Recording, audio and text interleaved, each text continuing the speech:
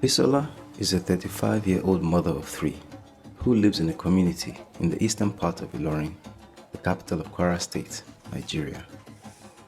She is currently 5 months pregnant. Although she has had 3 successful pregnancies in the past, she is still anxious about this one because even till today in Nigeria, many women die from pregnancy-related problems.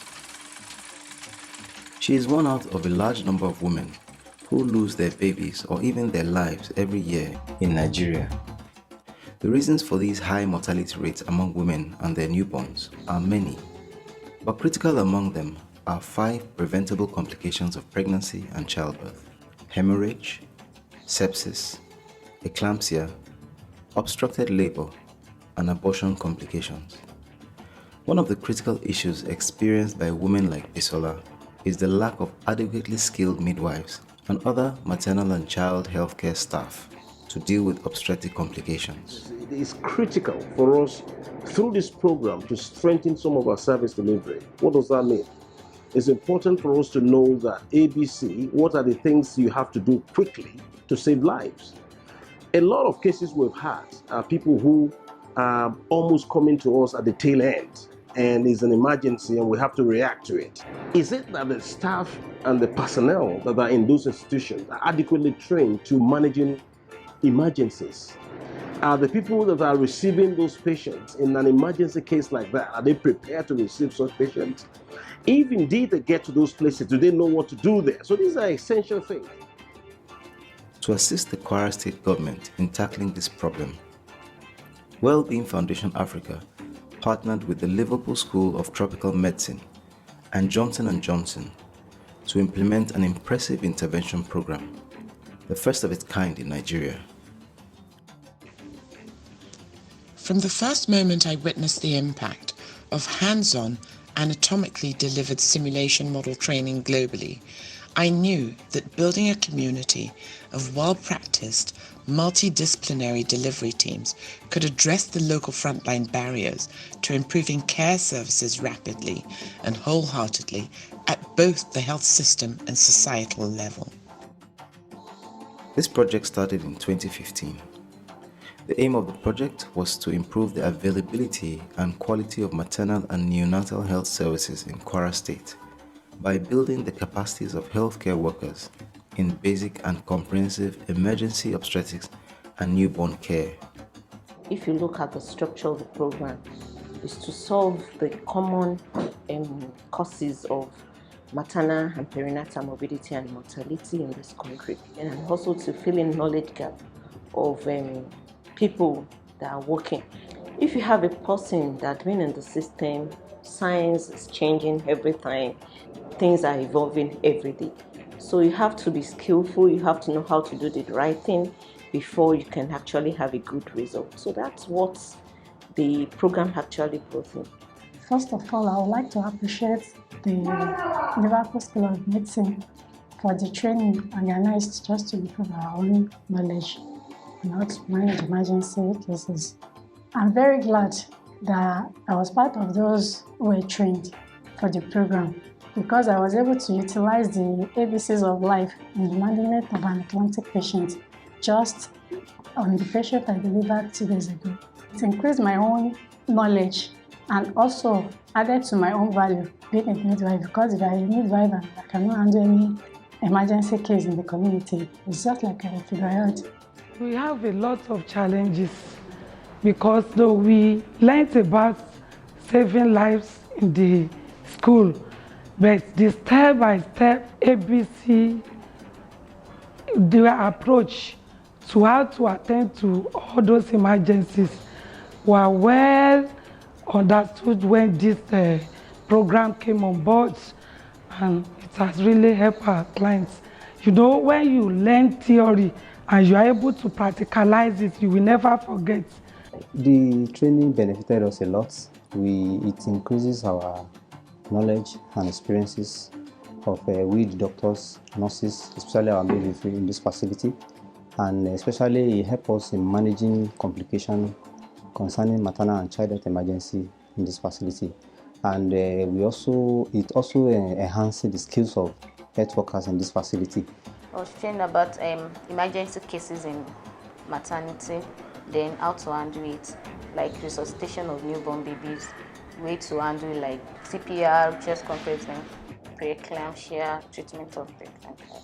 For instance, a baby that was born flabby, that the Apgar score is low, I was trained to perform CPR, then try to raise the baby's chin up so as for airflow, then suction, then put in oxygen. It has really given a significant increase in our awareness about what is respectful maternal care, and it has raised us to improve our African mentality that has to do with not giving enough respect, you understand. But now with the kind of training we have had and all the health workers we have had, we are better in that area, and that has even increased our patient inflow. It really helps us a lot because we do have some challenges of our patients not wanting to come to hospital because of the attitude they usually experience from the midwives around, even not only in this facility. After the training, most of our midwives, they have a reorientation on how to deal with mothers in labor rooms, how to relate to them, how to encourage them, and also how to behave with them. And the patients also have the feedback and they spread it across the town. And many of them do come to the hospital better than before. And we do have a lot of changes in our record from the people that have delivery at home in the past year compared to. Another thing I noticed in the program is that it's bridged the gap between doctors, nurses, and even CHOs. Because during the course of the program, you realize that participants include the doctors, the nurses, and the midwives. Even as facilitator, if you go for the program, you gain one thing or the other. So it's a very, very nice program, which I wish it can be actually continued for a long time. It was a well-educated kind of program in which it has helped us to take care of our pregnant women, the labor, delivery, and puerperium. The way we care for our clients has improved greatly in life-saving skills. The essential obstetric cares that we render to our clients has really saved both maternal and neonatal deaths in our facility. A patient who delivered outside the hospital settings, she attended the antenatal clinic care, and unfortunately she delivered outside. So after about 6 days, presented the baby with a refusal to feed, then irritability and excessive crying. So diagnosis of neonatal sepsis was made, and we were able to manage and start the patient. For every midwife, we do the practical here, and for all other staff in the facility, we make sure that CPR were done to show them that we need to be alert every time wherever we find ourselves as health worker in this facility. If there's any emergency that we need to attend to, be it in the market, church, anywhere we find ourselves. So both the nurses, midwives had the knowledge. They actually open skill centers to a lot of facilities in Kwara State. If they train anybody in a facility, they will end up leaving a skill center so that for continuous learning and training and retraining. As we finished, they gave us the instrument to use so that we will remember what we've learned. Already I have a skill on mother vacuum aspiration, but I have not carried out the procedure myself. There was a day that a patient just presented with a case of bleeding. So we ordered the patient to go for a scan after taking the history. So diagnosis of incomplete abortion was made, and there was no doctor on ground. And I could not leave the patient to be bleeding. So I had to take the courage and carry out the procedure, and it was successful. The patient was discharged, and the patient came for follow-up. Then there is something that we don't do in this side of the world. We call it preparing for emergency, so that you create a scenario as if it's an emergency situation, so that if you have the real thing coming, that's not the time you'll be shouting. You know who to do what, when to do what, and how to do what. Ìdánilẹ́kọ̀ọ́ yẹn ó jẹ́ nǹkan tó ran àwa òṣìṣẹ́ lọ́wọ́ lọ́pọ̀lọpọ̀.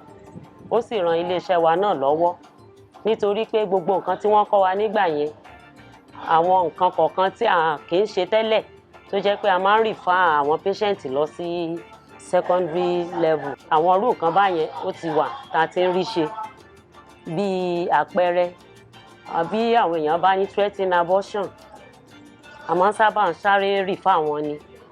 But lẹ́yìn ìgbà tí wọ́n kọ́ wa yẹn a come across irú ẹ̀ tó jẹ́ pé with the assistance of a doctor here nígbà yẹn a ṣe manual evacuation fún ẹni yẹn. Emergency care fún àwọn ọmọdé náà wọ́n tún kọ́ wa lórí ìyẹn náà ju bí a ṣe mọ̀ tẹ́lẹ̀ lọ. So a mọ̀ pé bí ọmọ bá ti dáyé nígbàrà báyìí nísìn pé ká keep ẹ̀ warm ní kíákíá ká clean ẹ̀ ojú ẹ̀ ká sì rí pé a maintain airways ẹ̀ ètò bá tiẹ̀ jẹ́ pé bóyá ọmọ yẹn wà somehow bóyá wà asphyxiated tàbí tó ṣáà ní complication bóyá kò respond dáadáa àmọ́ bá a ṣe lè resuscitate ẹ̀ with the use of ambu bag and mask. A tún lo pathograph ó wà lára àwọn nǹkan tí wọ́n kọ́ wa a kì í lò yẹn tẹ́lẹ̀ dó wọ́n kọ́ wa nílé ìwé ṣùgbọ́n a kì í lò ó lẹ́yìn ìgbà tí wọ́n kọ́ wa a ti bẹ̀rẹ̀ sí ní lò ó gbà tá a bá ní àwọn labour case. We used to have a maternal death audit, but since we've started this program, it has reduced. We don't have many of it like before. It has helped to save mothers and a baby. Since I've resumed here and after I've had my step-down training like 8 months ago, we've not recorded any woman's death during delivery or after. As we conclude the 5th year of this pioneering introduction in Kwara State, we now have convincing proof of a concept beyond suitable for whole nation deployment. The results are clear. We've recorded a 38% reduction in facility stillbirth rate since 2015, and we know that the improvements and upskilling in Kwara can, must, and will inspire change across the country.